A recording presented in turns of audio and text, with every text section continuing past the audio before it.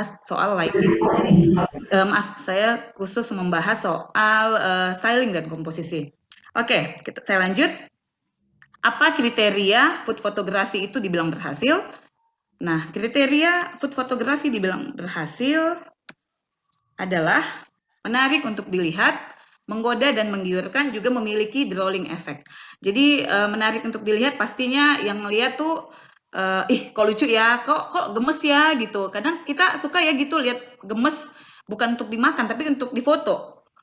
Itu salah satu nilai jual sebenarnya ya, makanan yang lucu, yang gemesin gitu. Itu salah satu nilai jual kalau menurut saya. Kemudian dia juga harus menimbulkan drawing effect yang membuat kita tuh ingin mencoba. Aduh seger banget ya ampun. Aduh lihat itu kuahnya glowing-glowing bikin ngiler gitu. Nah, jika foto tersebut sudah berhasil membuat kita kepengen mencoba atau menimbulkan rasa ingin beli gitu, itu bisa dikatakan foto yang sukses. Nah, hal tersebut tidak luput dari styling dan komposisi itu sendiri. Oke, para pakar bilang dalam styling dan konsep pada fotografi bisa dibagi tiga nih. Food fotografi tersebut bisa dibagi ke dalam tiga bagian, yaitu clean shot atau pure food photography, yang kedua advertising atau commercial food photography, yang ketiga editorial food photography. Nah, apakah maksud dari tiga bahasan yang tersebut di atas? Jenis makanan apakah mereka? Di Ya, satu-satu punya akan saya satu. jelaskan. Mohon maaf kalau misalnya saya ngomong agak cepat kayak gini, memang kalau orang Medan ngomong, Mbak. Jadi kalau misalnya kurang jelas silahkan ditanyakan aja ya, Mbak ya. Siap, siap.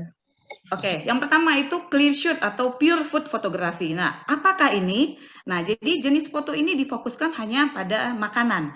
Jadi kita tonjolkan sisi terbaik dari makanan tersebut. Tidak banyak menggunakan properti, tidak banyak menggunakan elemen-elemen lain yang tidak penting. Nah, jadi dia hanya kita tonjolkan makanan tersebut. Jadi biarkan makanan tersebut berbicara, gitu kata nenek kami. Terus kepentingan foto ini biasanya digunakan untuk foto-foto menu gitu, yang buku resep kan pada sering kita lihat buku resep itu nggak banyak propertinya ya kan, yang nggak penting nggak akan masuk di situ. Dia hanya menonjolkan dimanakah bentuk makanan yang akan ditonjolkan gitu. Nah, contohnya seperti ini. Ini kira-kira aja ya, maksudnya beginilah contoh dari clear shoot atau pure food photography. Jadi kita tidak menggunakan elemen-elemen yang tidak perlu, hanya makanan tersebut yang kita tonjolkan gitu. Tujuannya memang sukses untuk memandu mata kita, mata pemirsa untuk melihat langsung kepada makanannya. Jadi nggak akan salah fokus kita. Nggak akan ada, aduh itu teko kok lucu amat. Kita nggak akan ada begitu. Hal-hal kayak gitu nggak akan terjadi karena kita hanya melihat kepada makanan tersebut. Nah, contohnya seperti ini ya. Jadi katanya foto-foto seperti ini dibuat untuk menu. Jadi misalnya satu halaman foto cookies, sebelahnya adalah resep gitu kira-kira ya. Kok foto menu saya bilang tadi maksudnya foto buku resep gitu ya. Oke, yang kedua adalah advertising atau komersial. Nah, kalau ini udah judulnya aja udah advertising ya, udah komersial. Jadi di sini foto yang untuk dijual, foto yang punya tujuan komersial, misalnya iklan atau poster gitu ya. Nah, jadi karena untuk advertising dan komersial, jadi biasanya mereka foto ini menganut sistem konsep yang kreatif gitu, ide-ide yang liar atau juga ide-ide yang out of the box itu dipersilahkan di sini. Selain itu juga sangat menonjolkan produknya. Jadi mainin lighting, mainin konsep di sini dipersilahkan banget gitu. Jadi kalau foto yang STD itu nggak akan cocok untuk genre yang jenis fotografi yang satu ini. Contohnya seperti ini. Kira-kira gini lah ya, karena kayak ini dari Potabi kemarin mintanya yang agak-agak gitu, menonjolkan cabenya, menonjolkan kriuknya gitu. Nah yang kedua dari Mie Sedap mereka minta foto yang agak aneh sebenarnya ya. Kalau dari konsep kok bisa aneh aja, bisa bawa kompor dalam tas gitu kira-kira ya kan. Cuman namanya untuk komersial dan untuk advertising justru semakin aneh, semakin menarik, itu akan semakin eye catching gitu. Apa tuh? Lucu ya gitu. Kadang memang manusia kan sukanya yang aneh-aneh ya. Nah, begitulah untuk komersial juga seperti itu. Semakin aneh, semakin idenya luar biasa, semakin menarik. Oke. Ada contoh lain nih, ini contoh dari saya googling ya. Nah, kayak beginilah konsep foto yang komersial. Jadi di sini banyak main digital imaging atau juga mainin konsep gitu. Contohnya lagi ini nih, ini menarik banget nih, foto ayam goreng tapi disandingkan dengan oranges atau apalah gitu, sehingga seperti menimbulkan kayak api yang besar, padahal itu sebenarnya ayam ya kan. Nah yang kedua itu padahal itu menunya apakah ada yang tahu nggak itu sebenarnya menu apa?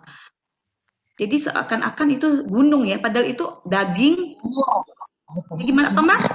Rawon ya, Kak Iya Uli? betul sekali, itu rawon, foto rawon. Tapi dibikin sedemikian rupa sehingga seperti pegunungan. Gunung apa? Bromo kah? Saya juga kurang tahu. Ya, Bromo kayaknya ini. Bromo ya. Emang Jadi dari sedemikian rupa lah untuk komersial ini. Jadi ide-ide kreatif sangat diminati di dalam jenis foto yang satu ini. Oke. Yang ketiga adalah editorial. Nah, editorial ini adalah foto yang paling sering kita lakukan.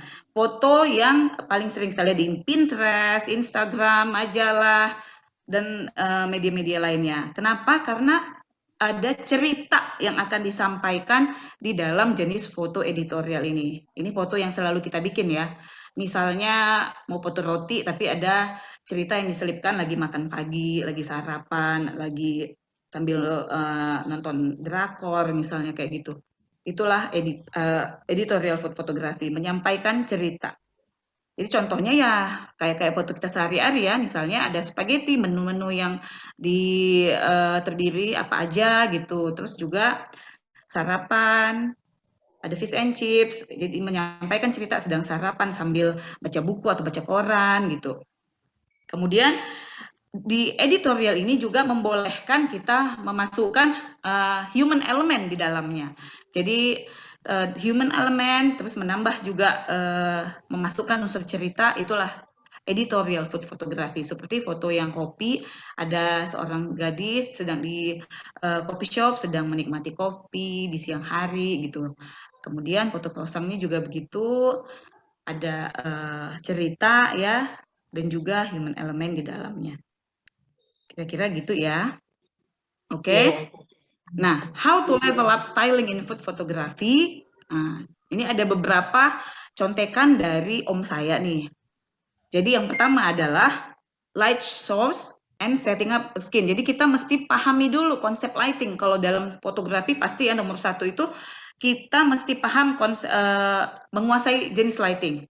Baik itu natural ataupun artificial, mau dari lampu 22 watt, mau dari lampu flash yang mahal sekalipun, kita harus kuasai lighting untuk bagaimana menonjolkan makanan yang akan jadi model kita. Kemudian konsepnya mesti kita kuasai juga. Seperti apa akan kita ciptakan ini? Ini foto mie ini mau dibawa kemana gitu. Jadi kita kuasai dulu. Kuasai lighting, kuasai konsep, dan semuanya akan berjalan dengan lebih mudah.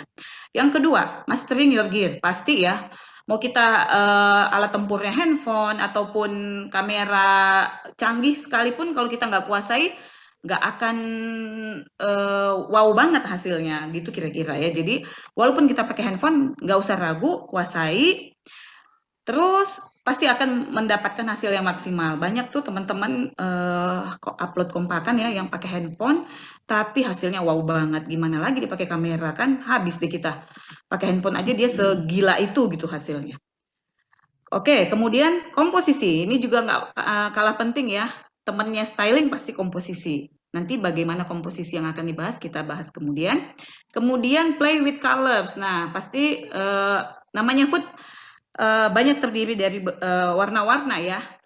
Kita bisa main dengan konsep apa namanya tuh warna apa monokrom atau juga warna yang berseberangan itu apa namanya, kok saya jadi lupa.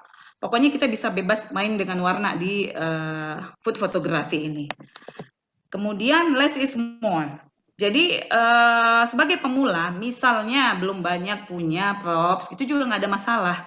Karena tujuan food photography kan sebenarnya memang untuk menonjolkan makanan itu sendiri kan. Jadi sebenarnya nggak punya props yang banyak, segampreng-gampreng juga nggak ada masalah. Yang penting kita pintar mengambil sudut terbaik dari makanan tersebut dan memaksimalkannya. Oke? Keenam, your dish is hero. Jadi kadang kita suka, bukan kita ya, mungkin sesekali kita lupa bahwa makanan itulah yang akan menjadi bintangnya, star gitu ya, superstar. Jadi itulah yang harus kita tonjolkan gitu. Tapi kadang suka Mana? salah fokus sama props tadi. Nah, itulah kita mesti memang menguasai komposisi atau juga styling, bagaimana memaksimalkan makanan tersebut tanpa banyak elemen-elemen lain yang tidak perlu. Oke, ketujuh, don't forget garnish. Nah, jadi garnish ini tujuannya untuk mempercantik makanan kita kan, kayak misalnya pasta ya, pasta mungkin toppingnya itu ada daun parsley atau juga misalnya mie ada topping udangnya atau telur atau apa, nah gitu. Itu sangat membantu untuk memaksimalkan makanan yang menjadi model kita. Oke? Saya lanjut ya. Kita masuk ke komposisi, memahami tata letak objek. Di sini kita diajarin bagaimana komposisi kita mengatur objek supaya tidak terlalu berlebihan dan sesuai dengan yang seharusnya gitu, supaya tidak mengalihkan kita, supaya membantu kita menciptakan foto yang lebih bagus, yang lebih menarik. Nah ini, di sini dijelaskan lagi, komposisi itu adalah cara mengatur props atau elemen lain dalam sebuah foto supaya terkesan dinamis, serasi, dan dia mempunyai kekuatan untuk menyampaikan secara tepat pesan yang akan kita sampaikan kepada pemirsa. Jadi untuk komposisi itu, bagaimana supaya kita lebih mudah mengatur komposisi, setiap kita mau foto itu kita udah bayangin. Di hadapan kita adalah sebuah bidang besar yang terdiri dari 9 kotak yang bersatu. Nah, kita bayangin seperti ini. Dengan kita membayangkan ini, jadi akan lebih mudah bagi kita untuk mengatur komposisi pada food fotografi kita. Kita bayangin, ini ada 4 titik di sini, nanti 4 titik ini akan berhubungan untuk komposisi-komposisi selanjutnya. Nah, yang pertama adalah rule of third. Nah, rule of third itu adalah menempatkan objek pada sepertiga bagian frame. Nah, pada titik persimpangan grid. Katanya komposisi ini akan membuat objek itu akan menjadi kelihatan lebih menarik gitu, karena dia di sudut-sudut sini ya,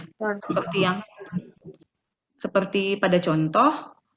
Jadi objek diletakkan di sisi persimpangan antara garis ini. Jadi kita boleh taruh di sini, di sini, di sini, ataupun di sini. Pokoknya di sepertiga bagian dari frame foto kita. Seperti pada foto keripik ini juga, saya taruh di sebelah kanan bawah. Oke ya. Nah, contoh lainnya adalah seperti ini. Jadi kalau rule of third itu pokoknya kita posisikan objek bukan di tengah tapi di pinggir, kanan atas, kiri atas, kanan atas, kiri bawah, kanan bawah gitu ya. Pokoknya bukan di tengah, di sebelah, di bagian sepertiga dari grid foto. Nah, ini contoh selanjutnya juga. Ini contoh rule of third. Oke, yang kedua adalah dead center. Nah, kebalikan dari rule of third, dead center ini adalah meletakkan objek tepat di tengah frame. Jadi di sini ya. Kalau tadi si rule of third di titik-titik ini, nah dead center adalah di titik ini, seperti ini. Seperti pada foto ini ya. Jadi diletakkan di tengah frame. Nah, ada yang bilang kalau komposisi ini kurang menarik, kurang biasa aja gitu katanya. Tapi ada juga yang bilang bahwa dengan komposisi ini kita foto itu nggak perlu basa-basi lagi. Ya udah kita langsung aja ngelihat ke tengah. Nah, itulah dia gitu fotonya. Jadi nggak perlu lihat ke kiri, ke kanan, langsung aja ke tengah. Akan langsung memandu mata ke situ gitu. Katanya begitu ya. Jadi ada banyak pendapat, yang mana aja boleh, yang penting fotonya bagus ya. Nah, contohnya seperti ini. Jadi ini diletakkan di tengah, lalu elemen-elemen lain di sekitarnya. Ini juga ya. Objek utama di tengah dan elemen lain di sekitarnya, di belakang, di depan, di samping gitu. Yang penting objek utama di tengah frame. Nah, yang ketiga adalah negative space.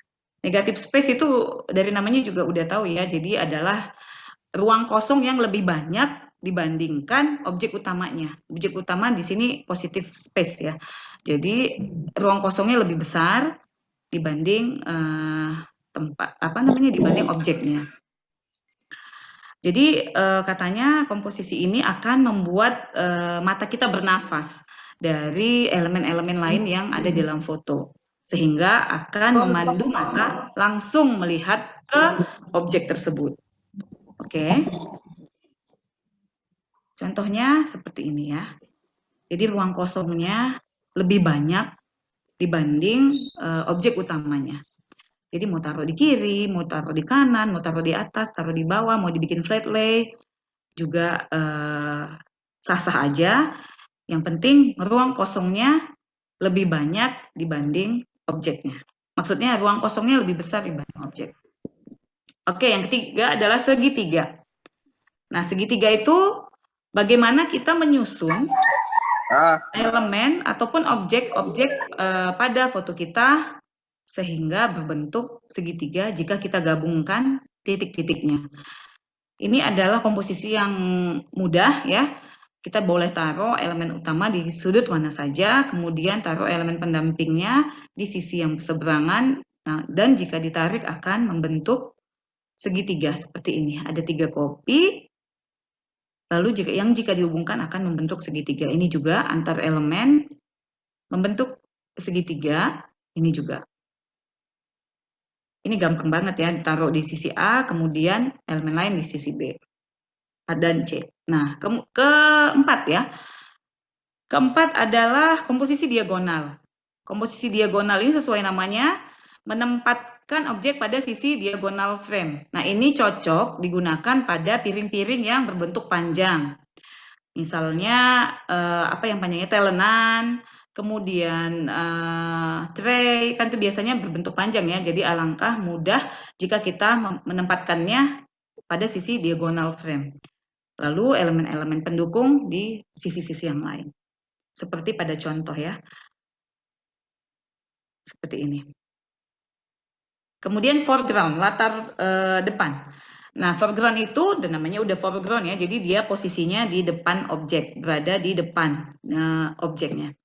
Seperti jamur, nah foregroundnya yang ini, coklatnya yang ini juga jadi foreground. Ada yang bilang foreground itu harus blur. Ada juga yang bilang, maksud saya foreground itu harus out of focus. Tapi ada juga yang bilang boleh, nggak ada masalah. Foreground mau fokus, mau nggak fokus, nggak masalah. Yang penting dia di depan objek. Jadi yang mana aja yang kita setujui ya, yang menurut kita oke, ya nggak ada masalah. Mau fokus, mau nggak fokus, yang penting posisinya di depan objek utama.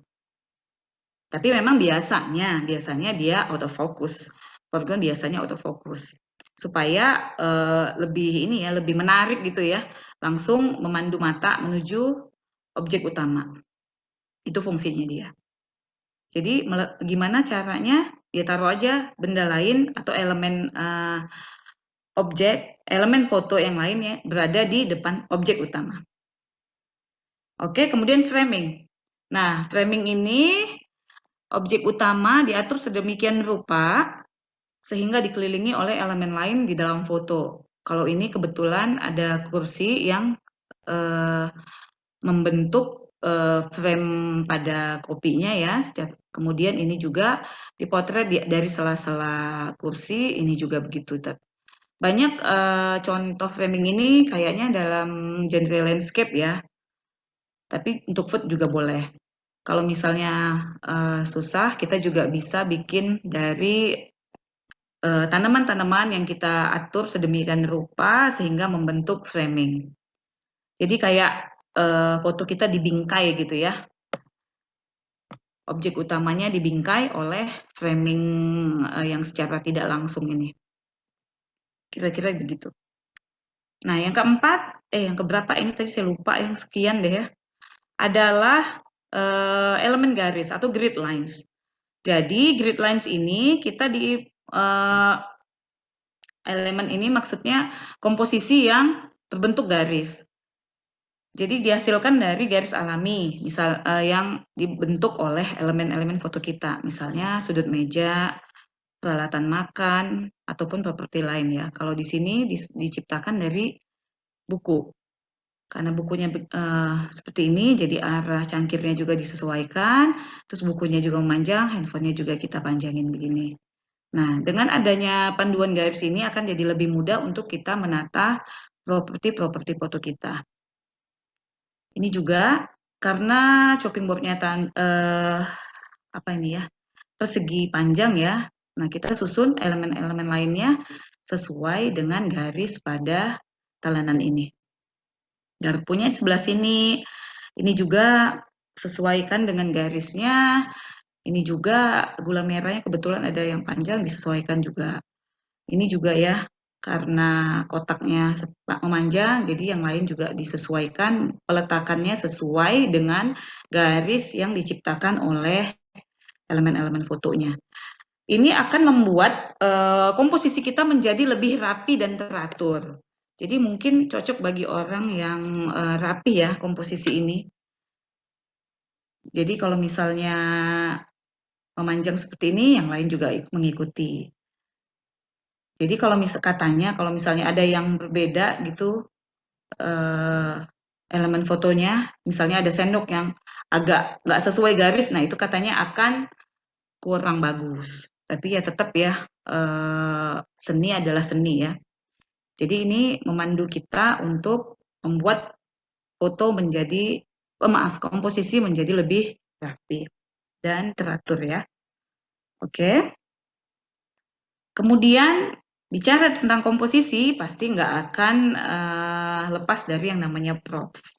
Jadi akan saya jabarkan juga penggunaan props tambahan. Jadi apa aja sih props sebenarnya yang perlu kita punya gitu.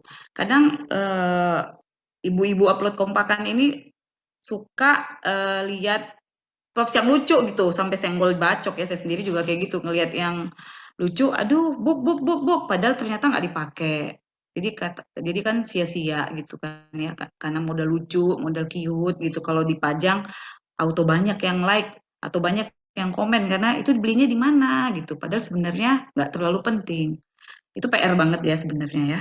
Nah, jadi ini kata suhu inilah beberapa properti yang harus kita punya. Kenapa? Karena bakal sering kita pakai, baik dalam konsep apapun dia bakal bisa dipakai gitu. Oke? Yang pertama adalah, maaf, ininya definisinya dulu ya. Props itu digunakan untuk memaksimalkan konsep foto sehingga memiliki komposisi yang lebih menarik dan membuat makanan akan lebih bercerita. Contohnya ini peralatan keramik, terus prop kayu, terus juga apa namanya nih? Enamel ya, enamel gini ya. Jadi kita pakai disesuaikan dengan konsep yang akan kita buat. Oke. Yang pertama adalah must have props. Yang pertama adalah peralatan makan yang berwarna putih. Kenapa? Karena akan masuk pada segala macam konsep yang mau terang, mau gelap. Dan juga dia akan memberikan kontras yang cantik gitu. Misalnya piring white disandingkan dengan makanan warna apa aja pasti akan menimbulkan kontras yang indah. Oke? Jadi peralatan makan warna putih kita mesti ada plate, gelas, terus juga saucer gitu ya, atau ini apa namanya ini? Inilah mangkok-mangkokan itu kalau bisa kita siapkan beberapa juga nggak apa-apa, karena pasti Ramekin. kita bakal sering pakai. Yang Ramekin kedua ya, Kak. Ramekin ya. adalah napkin. Nah, napkin juga bakal sering masuk di dalam ini kita ya, di dalam foto kita. Jadi napkin segala rupa nggak apa-apa disiapin. Nanti untuk menunjang foto supaya lebih dinamis ya, lebih bercerita gitu. Nah, yang ketiga adalah wire rack atau cooling rack. Jadi ini salah satu props yang harus kita punya karena bisa dipakai dalam konsep apapun gitu, mau dibuat leveling ya atau dibuat konsep baking atau preparation, itu bisa masuk aja. Jadi kita mesti punya lah satu atau dua gitu, kita boleh, karena ini bakal sering maksudnya bisa kita gunakan ke berbagai kondisi. Nah, kemudian adalah chopping board atau telenan. Ini juga bisa kita pakai ya. Jadi fungsinya sekarang nggak buat potong-potong lagi, tapi buat alas piring kalau telenan mah, buat alas kue. Nah, ini juga nggak apa-apa kalau kita mau beli, boleh yang bagus gitu ya, supaya nanti bisa dipakai. Karena mau bagai kondisi apapun kita bisa pakai telenan. Makanannya bisa ditaruh sini atau ada pun piring bisa juga ditaruh di atas telenan. Kemudian mangkok kecil, baik warna putih ataupun warna lain atau juga kayu dari mangkok kayu ya. Kita bisa jadikan dia sebagai objek utama ataupun untuk tempat kondimen gitu di belakang. Kita pasti perlu ini.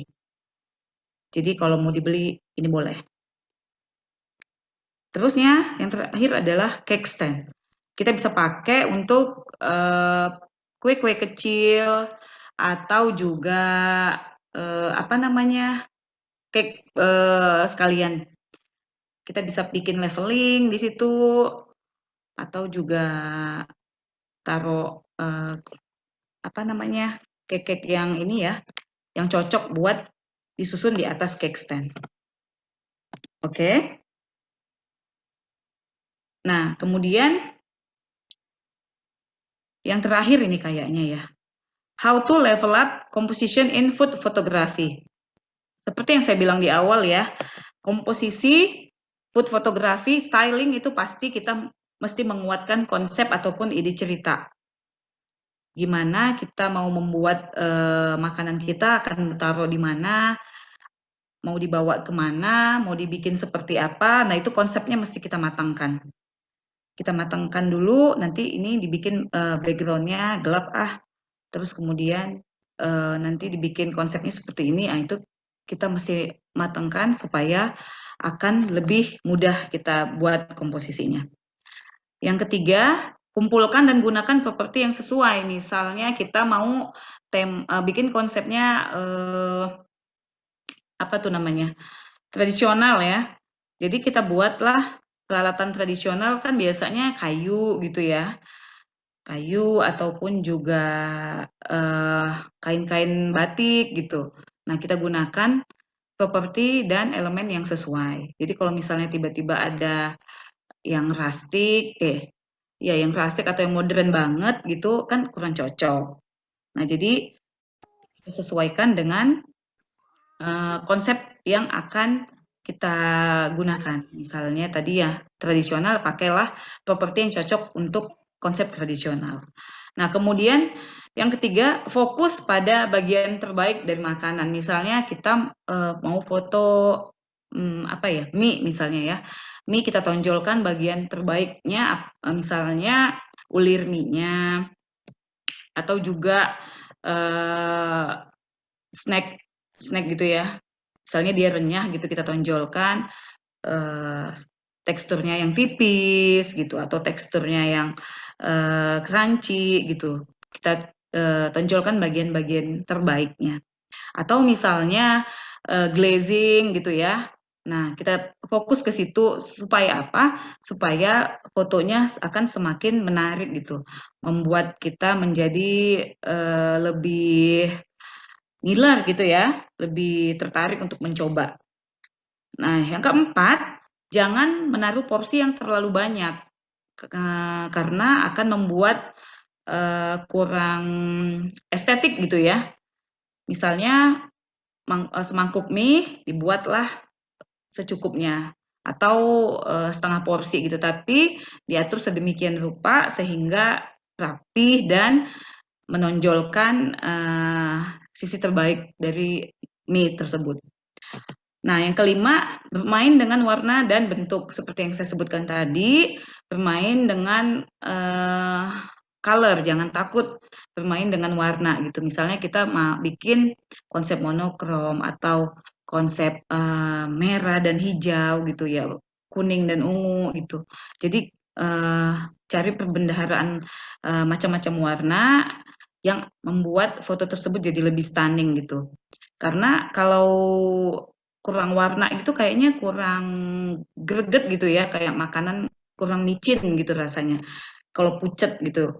Jadi nggak usah takut kalau misalnya mau main merah, hijau, ya udah oke, tapi pilihlah warna yang sesuai. Jangan kayak misalnya orange ketemu merah ketemu apa lagi yang bikin warna terlalu banyak. Jadi kayak makeup gitu ya, misalnya kita pilih yang soft, nah ini yang bold gitu, tapi tetap dengan paduan yang cantik. Oke, kemudian yang keenam, jangan terlalu rapat. Artinya antar elemen-elemen lain itu nggak usah terlalu berdekatan, terlalu mepet. Jadi mata kita itu nggak akan bisa bernafas katanya. Emang mata nggak bisa bernafas sih? Maksudnya mata itu nggak ada jedanya. Semuanya pengen kita lihat. Jadi kalau kita bikin agak berjarak gitu, jadi kita akan bisa lebih fokus kepada objek utama. Jadi kita nggak akan cepat beralih ke, itu tekonya, aduh itu cupnya gitu. Jadi kita bermain dengan jarak supaya objek utamanya akan lebih fokus dan stunning. Nah, yang ketujuh sama juga jangan menggunakan prop secara berlebihan. Ya, nanti kayak kebanyakan ya agak-agak hilaf gitu menggunakan prop sehingga semuanya mau dimasukin. Yang nggak perlu juga dimasukin ke dalam frame ya. Padahal sebenarnya nggak cocok, nggak sesuai dengan konsep dan juga nggak dimasukin juga nggak apa-apa gitu. Termasuk ke diri sendiri ya, ini juga jadi PR banget. Semuanya mau dimasukin. Aduh aku baru beli loh ini piring, ini mahal ini, kepala, gila lo nggak masuk, gila aja. Tapi padahal dia nggak perlu gitu, ya nggak usah. Atau misalnya piringnya nggak cocok sama ininya, sama makanannya gitu. Ya jangan juga, nanti yang lain malah fokus ke propsnya, bukan ke foodnya gitu ya. Sebenarnya, jadi itu gagal, kita jadi sering gagal di situ. Jadi yang komen, yang apa, bukan tanya dibelinya di mana makanannya, tapi tanya beli propsnya di mana gitu kan. Itu juga kurang tepat ya, menggunakan props secara berlebihan karena bisa yang pertama mengalihkan pandangan dari objek utama, dari model utama yang harus, woi aku di sini loh, lihat aku loh gitu. Tapi jadinya yang melihat malah ngelihat yang lain, ngelihat objek-objek yang lain, piringnya, gelasnya, sendoknya gitu. Karena semuanya disusun masuk ke dalam prop sehingga yang lain agak maksudnya objek utamanya jadi teralihkan. Kedelapan, no props, no problem. Ya iya sebenarnya nggak ada masalah. Why not ya kan? Nggak ada props ya nggak apa-apa. Justru untuk food fotografi sebenarnya yang ditonjolkan kan makanannya, bukan propsnya kan. Jadi ya udah gunakanlah props seminimal mungkin. Kalau misal pun nggak ada props ya nggak apa-apa. Asal kita bisa menonjolkan makanan tersebut dengan wow gitu ya. Salah satunya apa ya lighting, ya komposisinya, dan tadi temukan sudut yang terbaik dari makanannya. Misalnya crust-nya, glaze-nya, teksturnya. Nah, kita tonjolkan itu. Jadi walaupun nggak pakai props ya nggak apa-apa, nggak masalah. Kalau nggak pakai props juga oke-oke aja ya. Karena memang fotografi ya memang untuk food. Kecuali tadi props fotografi. Nah, itu boleh.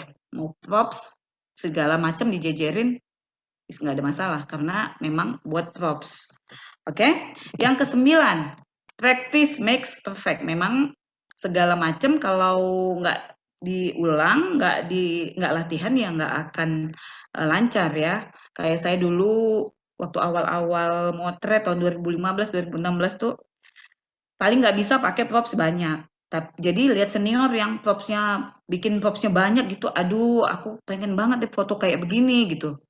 Jadi latihan satu-satu ditambahin walaupun aneh, walaupun nggak jelas gitu kayaknya, tetap latihan, tetap pede aja gitu ya mengasah skill. Akhirnya sekarang malah susah untuk balik ke minimalis gitu. Jadi sekarang kayaknya kalau nggak rame props nggak greget, nggak cucok gitu ya. Padahal alangkah lebih baik kalau pakai props itu ya seperlunya aja gitu. Tapi karena kebiasaan tadi, karena seringnya pakai banyak props, jadi kalau nggak ada propsnya, aduh kok kurang apa ya gitu. Jadi nggak usah khawatir kalau misalnya saat ini dirasa kurang dalam hal kompo gitu, styling, ataupun propsnya belum banyak, nggak ada masalah. Food fotografi memungkinkan kita foto tanpa props, foto dengan komposisi seminimalis mungkin pun it's okay. Jadi di sini objek utamanya adalah food, jadi harus dimaksimalkan foodnya. Latihan terus supaya bisa luas dalam mengatur komposisi antar elemen dalam foto. Oke. Nah, ini terakhir nih. Ini kutipan dari nenek kami.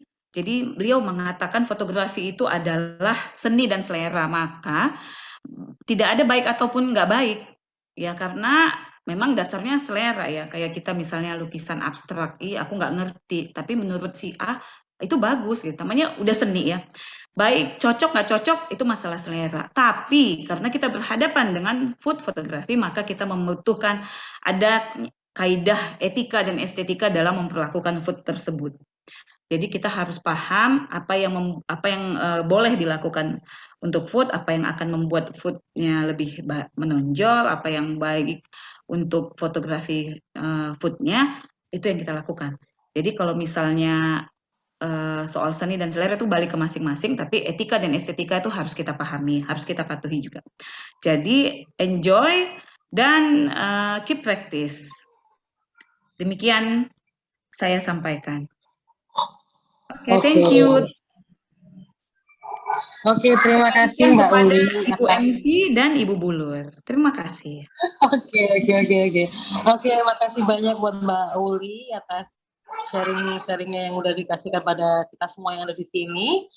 Dan tentunya ini jadi menambah inspirasi banget buat kita-kita, terutama yang pemula atau mungkin yang master ya, tapi tetap ingin banyak belajar dan dapat inspirasi dari teman-teman fotografer yang lain. Oh ternyata bisa ya komposisi yang seperti ini, terus lighting yang seperti ini, macam-macam tadi udah dijabarkan semua oleh Mbak Uli, dan sekarang tinggal kitanya aja nih untuk banyak latihan Mbak Uli ya, harus banyak mengenali komposisi, mengenali kamera kita atau kamera handphone atau kamera gear kita, dan juga praktek itu harus. Nah, kadang kita mager banget nih, prakteknya mager, terus nanti ngeringkesin alat props-nya yang banyak sebegitunya kan kadang aduh males lagi. Kalau males nggak ada obatnya katanya Mbak. Oh benar. Memang itu penyakit satu itu memang paling susah untuk dihilangin. Kayaknya harus gerak Mbak. Betul. Iya betul. Oke. Dan dari Mbak Uli sendiri, langsung nanti kita akan buka sesi pertanyaan. Beberapa dari sesi yang pertama ini akan saya ambil 5 penanya yang bisa langsung menanyakan pertanyaan untuk Mbak Uli lewat kolom chat. Jadi teman-teman silakan langsung ketik pertanyaan. Mbak, maaf. Sesi kedua apa tuh? Gimana? Oh enggak, nanti sesi kedua cuma kuis-kuis saja sih Mbak. Oh, oke. Gitu. Nah, jadi yang ini jadi akan saya bagi dulu biar nggak terlalu banyak. Yang jawab juga nanti Mbak Uli juga nggak kos-kosan. Jadi teman-teman silakan ketik pertanyaan di kolom chat di titik 3 di sudut kanan itu, nanti bisa langsung diketik. Sebutkan nama dan asal daerahnya ya, teman-teman. Langsung tuliskan pertanyaan untuk Mbak Uli, nanti akan Mbak Uli jawab. Oke, untuk sesi pertama 5 penanya dulu. Silakan. Kalau bisa pertanyaannya jangan susah-susah ya Mbak. Saya orangnya suka deg-degan. Bagaimana ibu-ibu netizen? Oke, nih udah ada beberapa pertanyaan. Ini dapat hadiah nggak Mbak?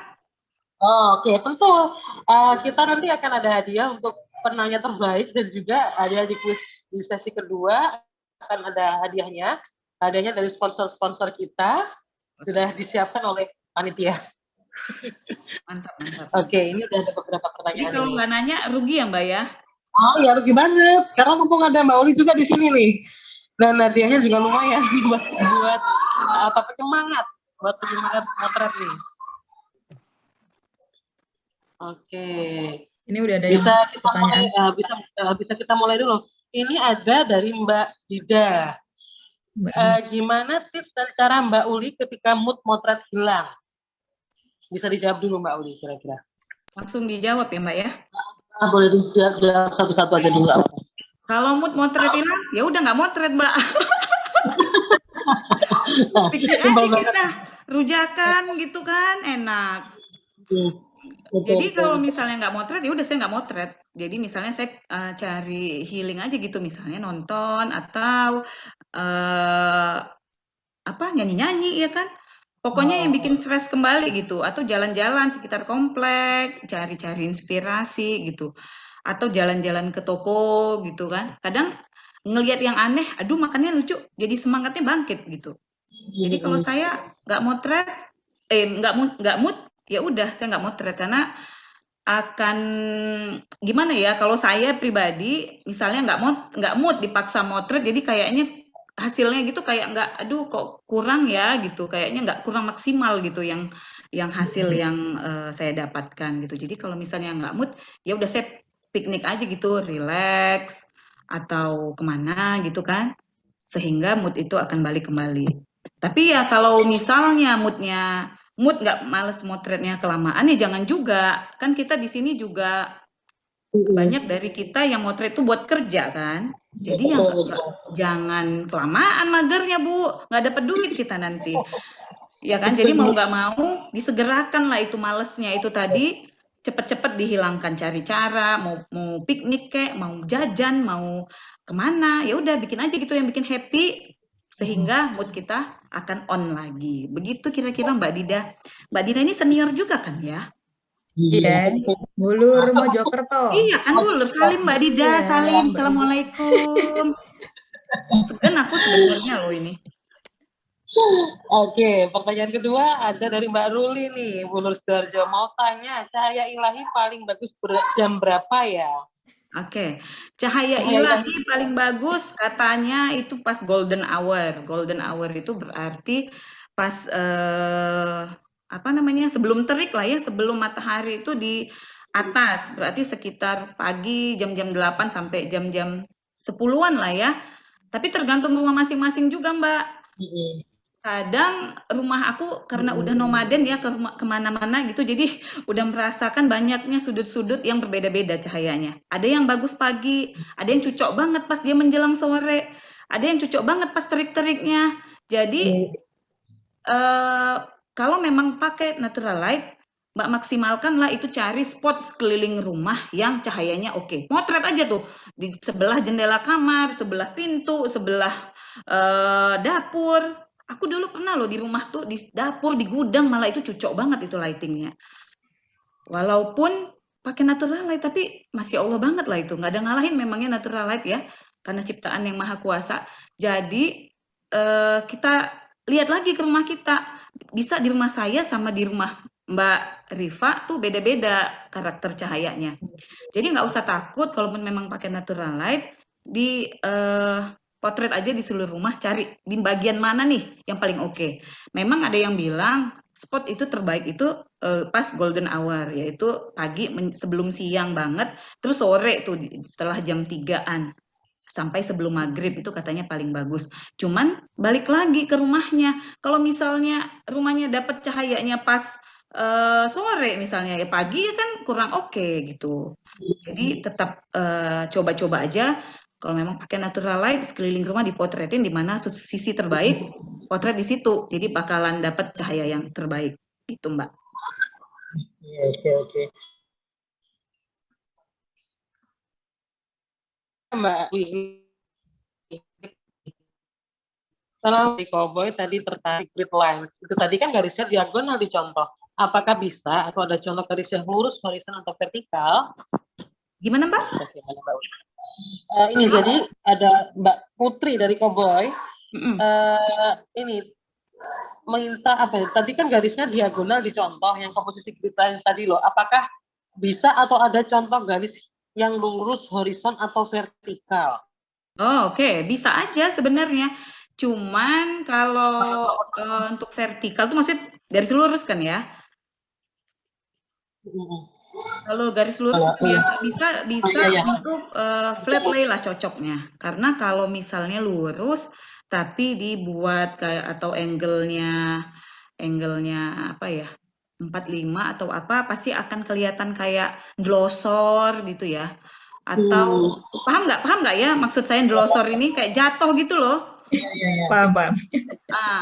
Atau juga kayak kalau yang OCD itu agak ngerasa, aduh nih kok ini banget ini. Kok miring, nggak simetris. Ada feeling seperti itu nggak ya? Itu motret. Jadi kalau misalnya vertikal, ya udah lebih baik. Kalau saya ya flat lay aja supaya lebih rapi. Jadi kalau misalnya pakai vertikal, yang penting pakai komposisi grid lines tadi gitu. Jadi akan lebih memudahkan. Gimana tuh kira-kira jawabannya? Gimana Mbak Putri? Udah dijawab sama Mbak Uli ya? Udah kira-kira tercukupi belum jawabannya? Contohnya saya ada, cuman nggak ada di laptop ini sih kalau untuk yang vertikal itu. Waktu itu saya pernah bikin tapi flat lay. Oke, langsung kita ke pertanyaan selanjutnya. Gimana cara mencocokkan props dengan background? Ini dari Mbak Yance. Oke, mencocokkan props dengan background. Balik lagi tadi ke konsep ya. Kita mau konsepnya apa? Misalnya, konsepnya rustic nih. Rustic berarti biasanya main gelap-gelapan ya, dengan properti yang begitulah kalau rustic ya kan, misalnya kaleng-kalengan atau juga kayu-kayu yang udah terkikis-kikis gitu. Nah, bagaimana mencocokkannya dengan background? Bisa mainin warna, bisa mainin kontras tadi. Tapi balik juga ke konsepnya kan. Kalau misalnya Pak mainin drastik, ya pasti kita menyesuaikan yang paling utama tuh propsnya dulu kan. Barulah backgroundnya menyesuaikan juga. Jadi kalau misalnya Mbak mau main yang lain, misalnya main di bright, backgroundnya pasti putih kan. Jadi lebih gampang lagi, karena kalau putih kan nerima semua warna. Kalau saya sih lebih prefer tuh ke propsnya dulu. Kalau misalnya konsepnya saya mau bikin bright, ya udah konsepnya makan pagi gitu. Oh, adanya kalau makan pagi tuh berarti bright, light and airy gitu-gitu ya. Ya udah pakai props yang seadanya, yang cocok untuk konsep makan pagi tadi, kayak misalnya botol susu, piring apa, piring putih, atau kalau mau yang ada yang berwarna di rumah, nggak apa-apa dipakai aja juga. Yang penting jangan warnanya tabrakan banget kayak yang saya sebutkan tadi ya. Kalau bisa warnanya yang memiliki kontras yang baik gitu. Misalnya backgroundnya hitam, putih, propsnya putih ya oke. atau backgroundnya kayu gitu ya, mau pakai props yang kayu juga ya oke juga gitu. Jadi kalau saya balik lagi ke konsepnya mau dibikin apa gitu. Oke. Oke gitu ya Mbak Yansanya, udah dijawab sama Mbak Uli. Nah ini pertanyaan yang terakhir di sesi yang ini, sesi penutup sesi pertama. Saya Halima mohon izin mau bertanya, untuk styling yang model segitiga tadi, untuk besar objeknya itu sama besar atau lebih kecil antara yang satu dan lainnya? Terima kasih. Oke. Kalau untuk segitiga tadi sebenarnya nggak ada masalah. Dia mau sama-sama jadi objek utama atau yang satu objek utama, yang satu objek pendukung. Paham ya? Jadi kalau misalnya sama-sama besar akan terlihat sangat kurang dinamis. Misalnya ada mangkok besar 3 gitu, kan akan kelihatannya kayak kurang cantik gitu dibanding dengan satu mangkok besar dan 2 lagi mangkok yang ukurannya lebih kecil gitu ya. Maksudnya jadi ada variasi ukuran di sini. Itu akan terlihat lebih dinamis. Tapi bisa saja juga bagian belakang yang lebih besar, objek utamanya lebih kecil. Nah, jadi antara ketiganya tetap membentuk segitiga. Nggak masalah sebenarnya mau yang besar di depan atau besar di belakang itu nggak ada masalah. Yang penting kalau bisa berbeda bentuk akan lebih manis gitu, akan lebih dinamis. Gitu kalau menurut saya. Oh, oke. Sudah dulu ya, ini yang masuk pertanyaan banyak banget, tapi sementara waktu kita ini juga berkejaran dengan waktu nih Mbak Uli nih. Jadi kita stop dulu, kita stop dulu sesi tanya jawab ya. Dan kali ini kita ada apa ya, sedikit kuis lucu-lucuan aja sih buat teman-teman semua biar nggak pada ngantuk. Dan ini nanti bisa diaktifin mikrofonnya. Biar dan ketika teman-teman nanti udah bisa jawab atau ada ide jawaban, silahkan ngacungin tangan kayak gini dan nanti langsung dijawab dan akan dibantu oleh Mbak Rifa dan Mbak Tias untuk mengawal sesi kuis kali ini. Oke, siap-siap Mbak Rifa dan Mbak Tias ya untuk mengenal teman-teman. Teman-teman bisa di sini bisa dinyalain mikrofonnya untuk langsung ngacung kayak gini. Terus dan dijawab. Ini pertanyaan kuis ini adalah kuis lucu-lucuan, jangan dianggap terlalu serius banget dan nggak usah terlalu pening-pening banget lah. Ini kuis happy-happy berhadiah. Oke. Pertanyaan pertama, silahkan teman-teman perhatikan dengan seksama pertanyaan saya. 1. Jika perlu waktu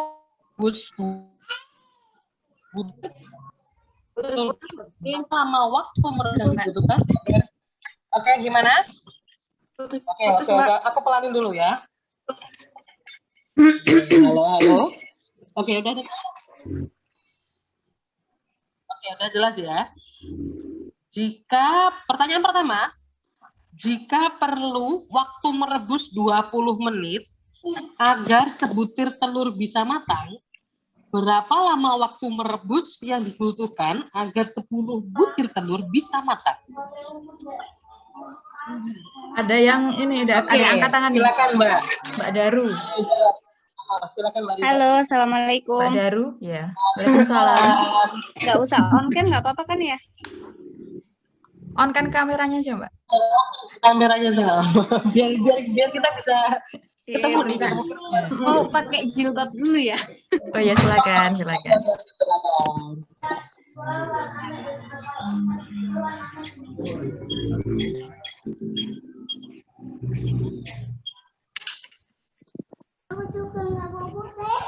Nggak kenapa.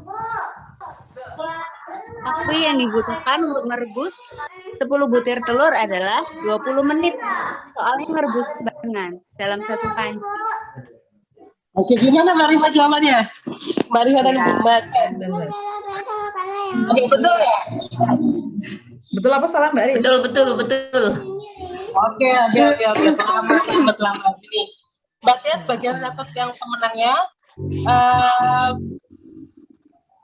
Jadi jawaban tadi betul ya Mbak ya, tetap 20 menit karena kamu bisa merebus 10 butir telur bersamaan. Oke, siap-siap untuk pertanyaan kedua dan ketiga. Kenapa? Pertanyaan yang kedua, kenapa pohon mangga yang ada di depan rumah harus ditebang? Ayo silakan jawab. Gak dengar Mbak. Kurang jelas suaranya. Mbak Ne udah angkat tangan. Oke. Udah angkat tangan. Mbak Ne udah angkat tangan ini. Silakan dijawab Mbak Ne. Silakan Mbak dijawab. Pohon mangganya harus ditebang soalnya Bapak mau bikin ini parkiran mobil. Salah, jawabannya belum tepat. Oke. Belum tepat. Ayo, siapa yang mau jawab lagi? Mbak Laina silakan. Silakan. Ya, harus ditebang karena itu pohon mangga. Kalau rumput dicabut. Gimana Mbak Gia? Angkat tangan tuh gimana sih? Perasaan. Belum tepat, belum tepat. Belum tepat, Mbak. Mau jawab itu Mbak Indri itu mau jawab. Yang jawab silakan angkat tangan. Mbak Emma. Mbak Emma silakan. Kenapa harus ditebang? Soalnya kalau pohon mangga dicabut itu berat, Mbak. Tidak kuat. Oke, gimana Mbak Tia? Betul, tepat sekali. Pertanyaannya membagongkan ya.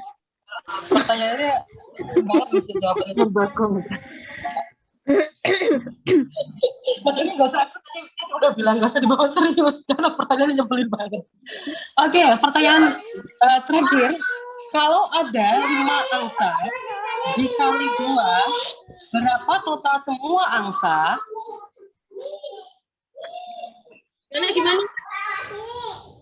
Kalau ada 5 angsa dikali 2, berapa total semua angsa? Ayo Mbak Ruli mau jawab. Mbak Indri. 7, Mbak. Oke, 7. Bagaimana Mbak Tias? Mbak Ruli mau jawab? Salah. Salah. Mbak Arum ya, angkat tangan ya. Mbak Arum. Oke, Mbak Arum, silakan.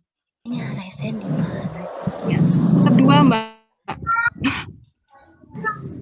Siapanya Mbak? Videonya Mbak. tidak ada di situ, tidak ada. Sudah. Nggak kelihatan ya? Reaction tuh gambarnya senyum. Oh ya, Dua. oke. Dua. Bagaimana? Oh ya. Gimana Mbak Tias? Gimana Mbak Tias jawabannya? Salah atau betul? Jawabannya Mbak Arum? Apa tadi jawabannya? 2. 2 tadi jawabnya. Dua. Salah. Kurang tepat. Yang lainnya coba dijawab lagi yang benar. Mbak Ne, angkat tangan lagi tuh Mbak Ne. Iya. Iya Mbak Ne. Iya, boleh ya. Iya, boleh. Ada 5 angsa dikali 2 berarti 7. Jadi sudah dua. Masih salah Mbak. Masih salah jawabannya. Yang lainnya. Mbak lagi, Mbak. Mbak Yance. Tinggal 3, Mbak. 3. Ya, soalnya yang dikali udah 2. Kurang tepat Mbak. Gimana Mbak? Ada 3 jawabannya Mbak Yance.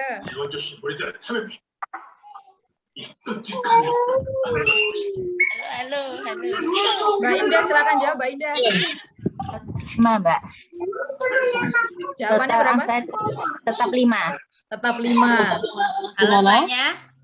Alasannya karena Kan total angsa ya, meskipun mau dikali 2, mau di halaman berapa aja kan totalnya tetap 5.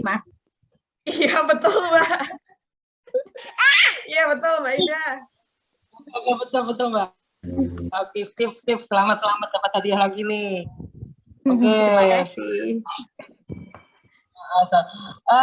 Ini untuk sesi terakhir adalah Saya akan membacakan 2 pertanyaan saja sebelum kita sekaligus kita tutup webinar pada siang hari ini.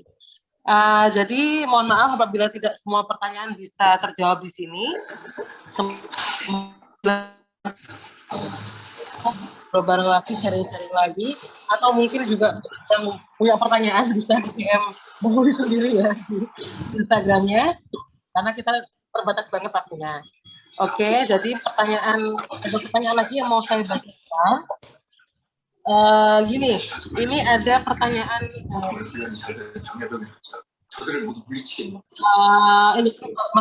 Mbak Uli sudah on lagi ya? Tutup ya. Bisa saya lanjut lagi pertanyaannya dua saja Mbak Uli untuk Oke, sudah ya. Ini assalamualaikum Mbak Uli, ada beberapa makanan yang enak banget tapi kadang susah difoto, misalnya rendang. Gimana tuh biar bisa mengeluarkan sisi enaknya makanan tersebut di foto kita? Ini dari Mbak Rina. Ya, memang kalau makanan Indonesia katanya lebih PR ya, karena tampilannya kadang kurang menarik gitu dibandingkan Western yang dari teksturnya, dari warnanya lebih berani gitu ya. Jadi kalau misalnya rendang, paling mungkin Mbak ditambahin, maksudnya gini. Kalau rendang itu kan masih ada bumbu apanya itu ya, bumbunya gitu. Kalau misalnya dikasih highlight gitu biar lebih glowing dan bumbunya itu terekspos akan lebih menarik di situ. Atau mungkin dagingnya ditonjolin, posisi dagingnya ditonjolin, ditata yang sebaik mungkin ya supaya bagian daging itu lebih terlihat. Daging yang ditambah bumbu rendang itu dan kasih highlight dari bumbunya itu tadi, saya rasa udah cukup menggoda. Apalagi dikasih garnish, kayak misalnya garnish yang agak kontras dengan rendang yang hitam gitu ya.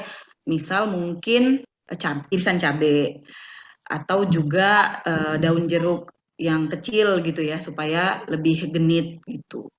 Kalau menurut saya gitu ya. Kurang lebih mohon maaf Mbak Nina. Gimana Mbak Nina? Udah cukup jawabannya dari Mbak Uli? Alhamdulillah. Terima kasih. Oke, alhamdulillah. Sama Mbak Nina. Oke, dan pertanyaan terakhir yang bisa saya ambil ini untuk Mbak Uli dari Mbak Yola dari Lamongan.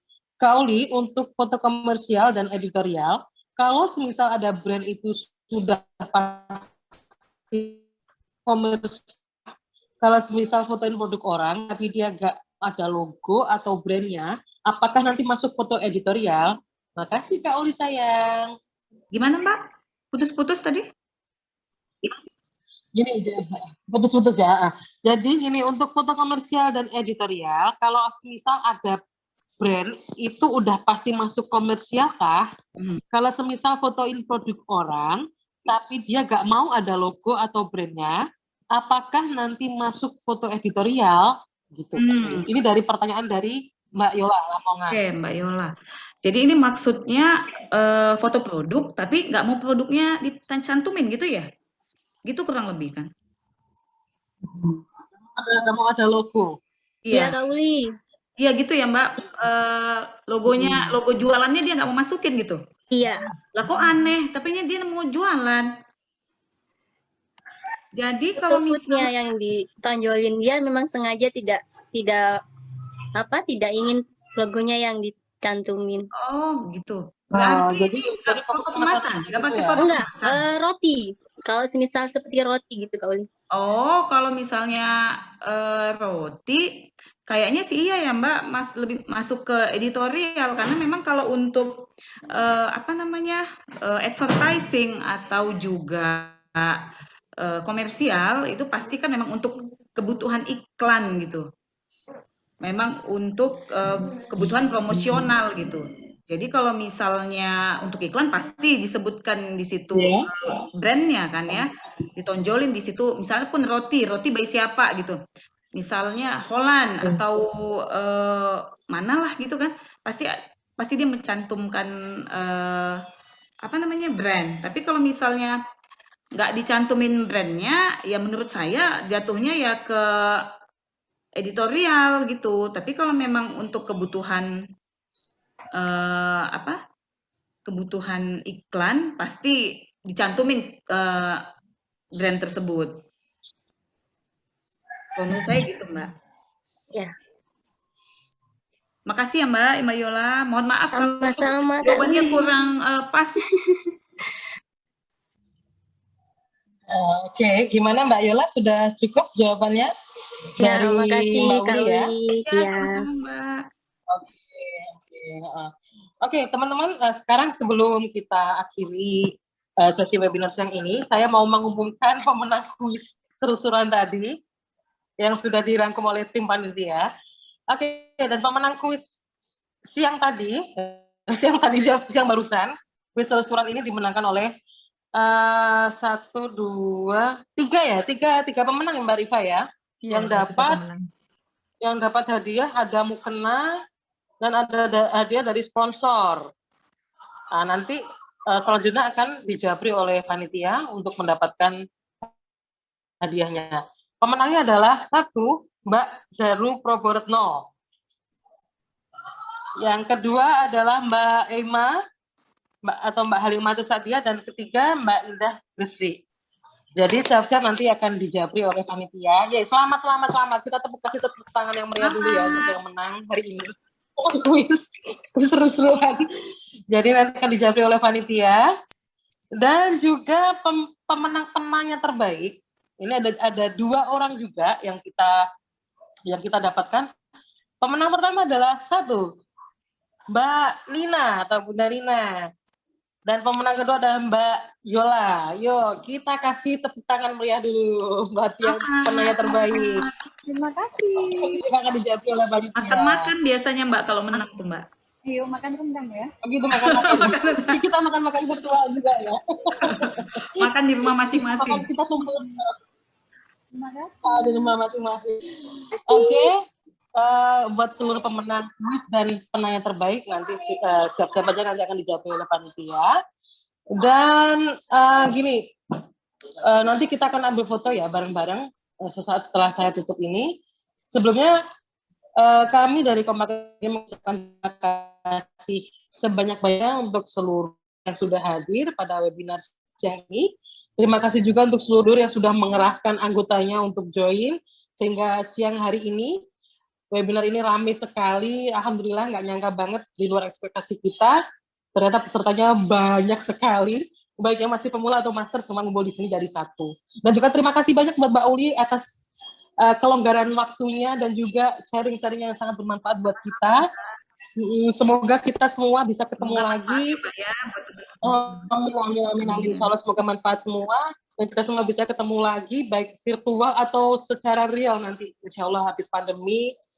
Insya Allah semoga Allah kasih kesempatan, Allah kasih kita kesehatan dan ilmu yang bermanfaat dari perjumpaan kita di webinar yang kali ini. Oke, dan saya Kamala selaku host dan juga para panitia dan teman-teman Komakers sendiri sekali lagi mengucapkan terima kasih dan mohon undur diri. Nah, tapi sebelum itu kita mau ambil gambar dulu. Jadi gini teman-teman, nanti tangannya gini semua ya. Tangannya gini semua, nanti akan kita capture. Mbak Rifa bisa bantu untuk capture juga. Mungkin, dan saya juga akan capture teman-teman semua, oke? Dihitung Mbak Riz. Kasih. Ini soalnya ada 3 slide ya ini ya. Ada 3 slide. Oh, ada 3 slide. Terus yang belakang banyak yang belum dulu ya? Banyak yang belum aktifin kamera yang belakang.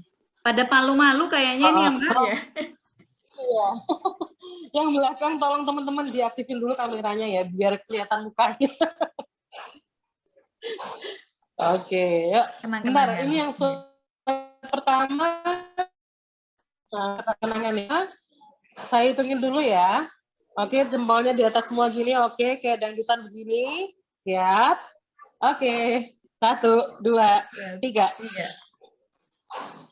Oke, slide pertama. Slide pertama. Oke, yang slide kedua. Oke, yang slide kedua, yuk silakan jempolnya diangkat lagi, diangkat juga. Siap, 6 jempol. 1. Ini masih ada yang belum mengaktifin mikrofonnya, kameranya aja. 1, 2, 3. 1, 2, 3, cekrek. Oke. Yang slide ketiga, slide terakhir. masih banyak yang nggak ngaktifin ini ya kameranya ya. Iya. Ini kelihatan gambar Iya. apanya doang. Kameranya Apa lah. Kameranya apa? Oke. Oke, 1, 2, jempolnya 3, asik. Oke, sip. Oke, begitu dulu teman-teman. Kalau ada kurang dan lebihnya selama memandu acara dan kami panitia, mohon maaf yang sebesar-besarnya. Wabillahi taufiq wal hidayah. Wassalamualaikum warahmatullahi wabarakatuh. Sampai ketemu lagi. Sampai ketemu lagi. warahmatullahi wabarakatuh. Waalaikumsalam warahmatullahi wabarakatuh. Terima kasih Mbak Terima Uli. kasih Mbak Uli. Terima kasih Mbak Uli. Ya, manfaat ya. Insya Allah amin. Lebih mohon maaf. Mbak Uli. Salam buat nenek. Siap-siap. Salam buat nenek. Salam buat Oh nenek, iya, Mbak. disalamin buat nenek. Kata nenek jaga kesehatan. Ya, amin. Nenek juga Jangan ya. lupa makan sehat dan bergizi.